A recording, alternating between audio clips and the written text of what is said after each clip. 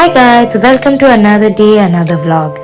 তোমরা কখনো শুনেছো যে অন্যের বার্থডেতে গিফট পেতে খুব ভালো লাগে? আমার ছোটবেলা থেকে খুব ভালো লাগে। সকাল থেকে আমি চলে গেছিলাম জিমে, এবং জিম থেকে আসার রাস্তায় এই হনুমানগুলোকে দেখেছি, যাদের দেখে আমি খুব খুশি হয়ে গেছিলাম। যাই হোক, জিম থেকে এসে আমি একটা নাইকার পার্সেল পাই, এবং সেটাতে আমার ফেভারিট যে সাইনটা আমি তোমাদের দেখিয়েছিলাম শেষ হয়ে গেছে, সেটা আমি পেয়ে গেছিলাম। তার সাথে আমার চুল পড়ছে খুব, তার জন্য একটা ক্যাস্টর অয়েলও বলেছিলাম, সেটাও দেখছি পেয়ে গেছি। দামগুলো তোমরা ভিডিওতেই দেখতে পেয়ে যাবে। দেন আমি ওখান থেকে চলে গেছিলাম ফ্লাওয়ার্সের দোকানে, আমি এবং আমার দিদি মিলে, এবং এই ফ্লাওয়ার্স বাছা কেনার বিষয়টা ওই পুরো দায়িত্ব নিয়ে করেছে। এবং এখানে গিয়ে ফুলের যা দাম, ভ্যালেন্টাইন্স উইকে তোমরা জানো, যদিও বা আমি ভ্যালেন্টাইন্সের জন্য নিয়েছিলাম না, আমি নিয়েছিলাম বার্থডে পারপাসের জন্য, এবং যার জন্য পুরো ক্রেডিটটা আমার দিদির ওপর, কারণ ও আমাকে অনেক হেল্প করেছে।